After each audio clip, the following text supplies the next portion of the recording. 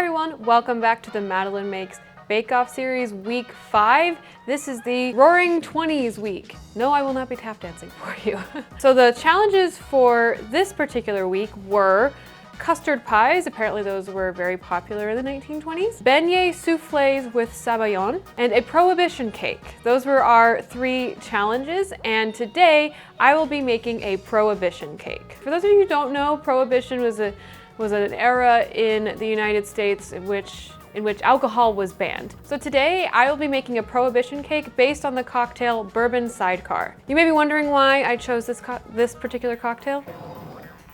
This is why. No, I am not an alcoholic. This is an obscene amount of bourbon. This is left over from my wedding from almost 3 years ago. We had 2 of these left over. Our signature cocktail at our wedding was an old-fashioned, something old-fashioned.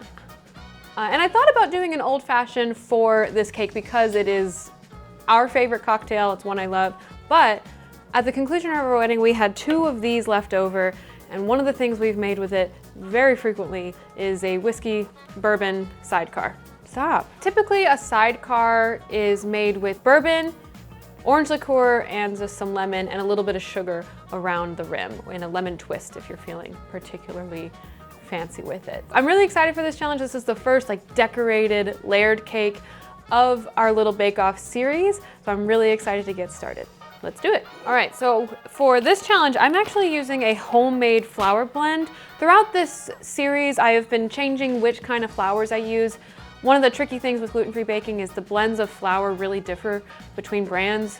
And from what I can tell, once you find that blend that works for you, you really stick to it. But this is actually a homemade blend that I found, and I really wanted to give it a try.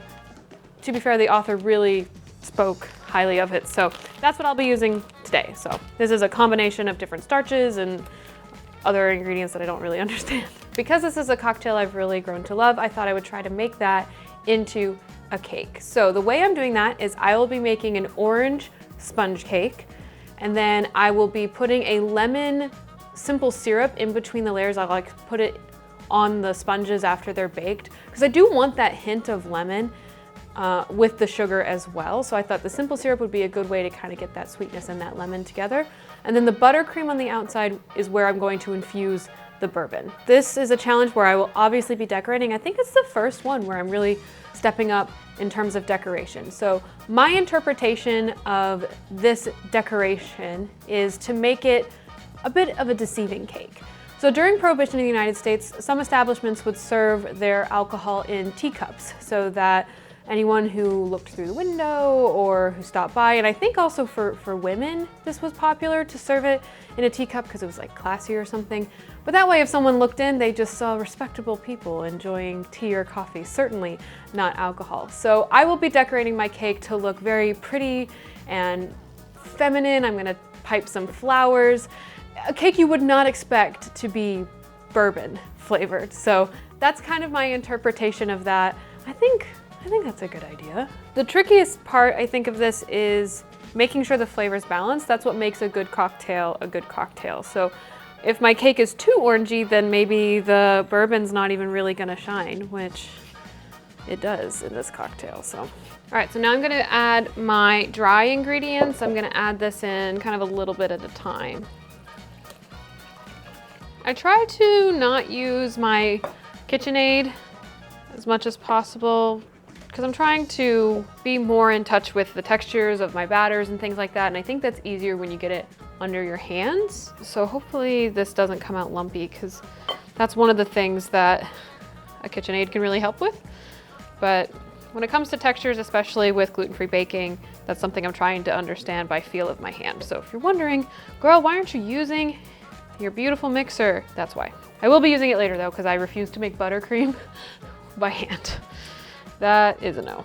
So I'm just gonna butter my pans here. This is a method I've always used with my pans, and I haven't really experienced any sticking.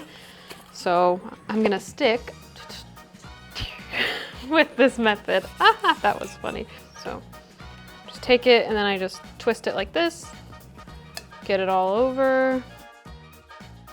Will she make a mess? Always. Now I'm gonna put these in the oven for about 40, 45 minutes. I'll check them at 35 minutes. So I hope I don't overbake them. All right, here we go. Okay, so my cakes have baked. They're cooling over there. I'm feeling moderately confident about the bake on them.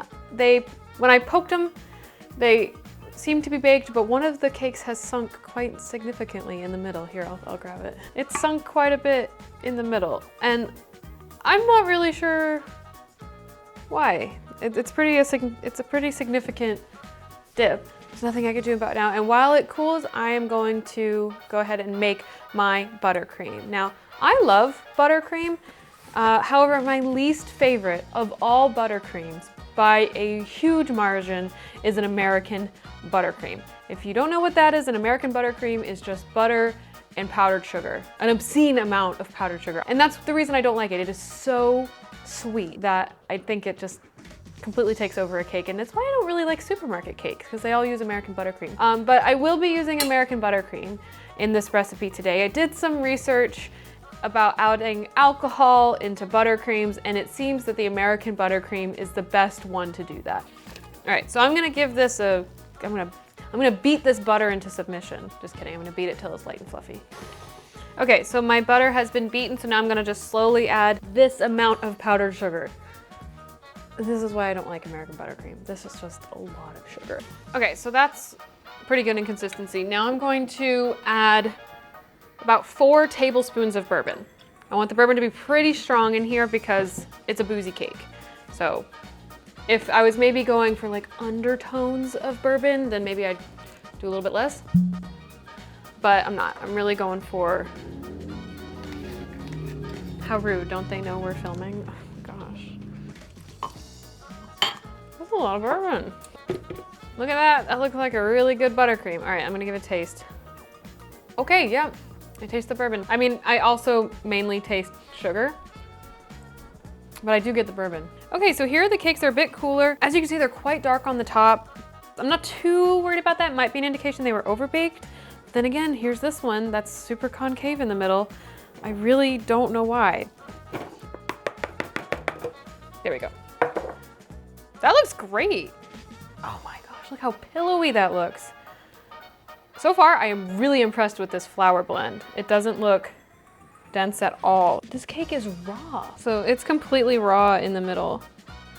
So we're only gonna do 2 layers for this cake. That's disappointing. I mean, the whole point of baking layers together in the oven is so that this doesn't happen. Flat here, like this. I was supposed to put this on earlier, but I didn't. Just stab my cake. You're supposed to put that on, I think, when it's still hot. I did not. Completely forgot. I can't imagine how the bakers do this on the show. I really cannot, because I'm so distracted and I'm not even under a pressure. I guess if I was on the show, I would have this all written down, you know, all that kind of stuff. My cake is slightly leaning. It's tipsy. If you're on the other end of this camera cringing at my skill, just know that it used to be a lot worse.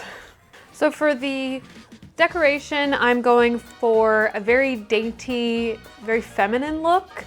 I think I'm gonna do some green vines throughout and just dot some flowers around. The idea being that if you saw a cake like that, you would not expect the flavor to be bourbon. I don't think you would see this beautiful little dainty cake and think whiskey.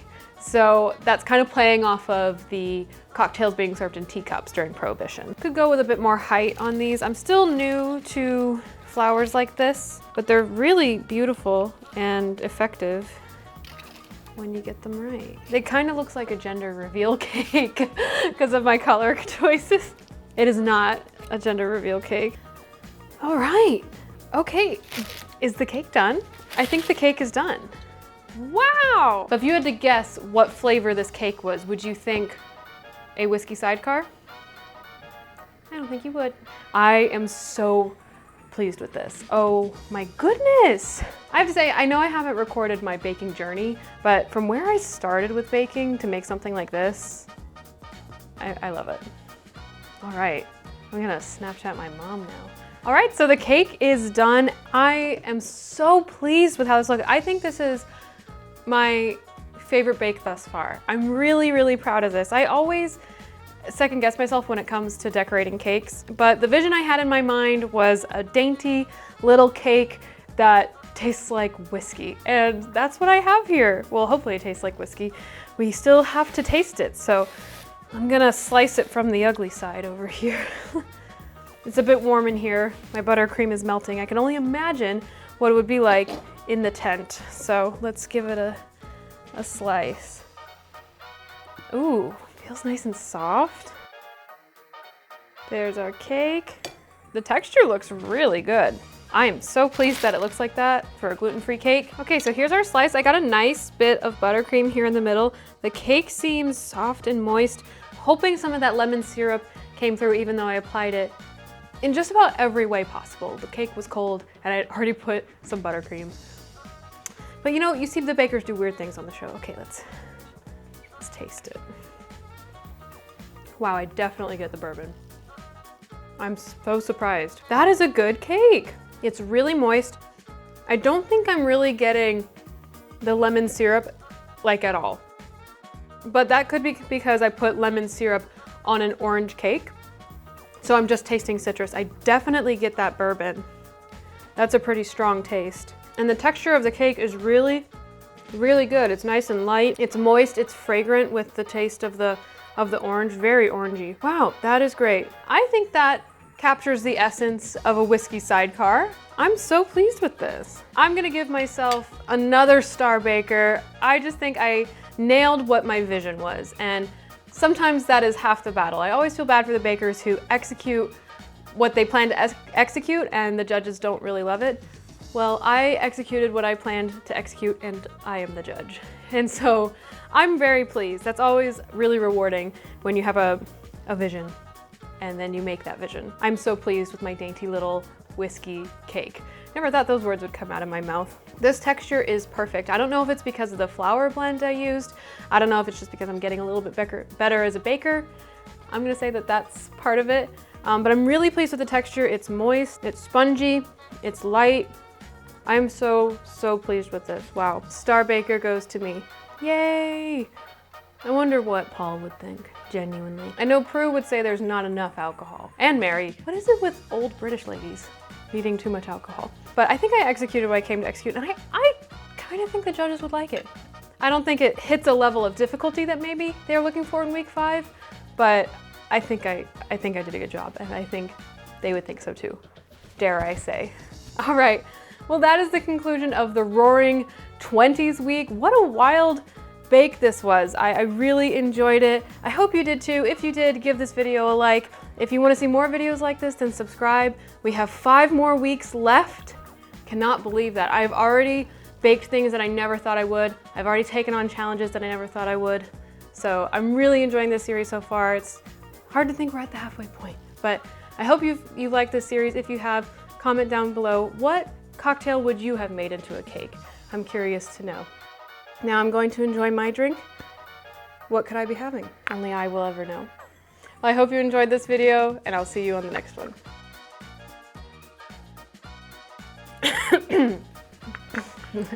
I did that on purpose.